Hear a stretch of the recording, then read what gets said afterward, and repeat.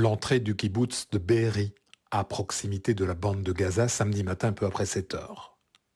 Sur ces images récupérées par un groupe de secouristes bénévoles, on voit l'arrivée d'une poignée de terroristes.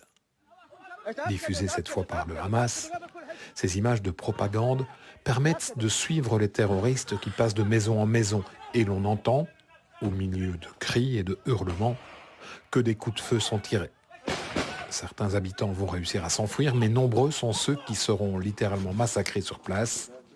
Hier, une ONG israélienne spécialisée dans l'identification des victimes de catastrophes a pu se rendre à Be'eri. Elle y a récupéré 108 cadavres de victimes israéliennes et ces quelques images de l'intérieur de l'une des maisons ne laissent aucun doute sur l'horreur des actes qui ont été commis samedi matin.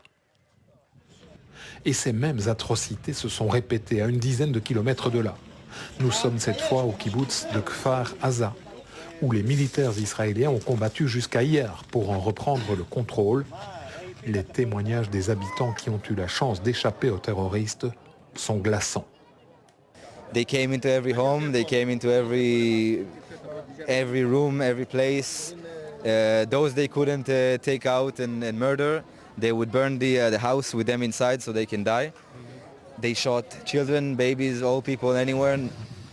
Alors que les militaires évacuent les corps des victimes qu'ils trouvent dans les maisons, le général israélien qui les accompagne affirme n'avoir jamais vu ça de sa vie. You see the babies, the mother, the fathers in the bedrooms, in the protection rooms, and how the terrorists kill them. It's not a war. It's not a battlefield. It's a massacre. Il n'y a pas encore de bilan précis des atrocités commises par les terroristes du Hamas dans ce kibboutz, mais plusieurs médias israéliens évoquent une quarantaine de très jeunes enfants assassinés, dont certains décapités.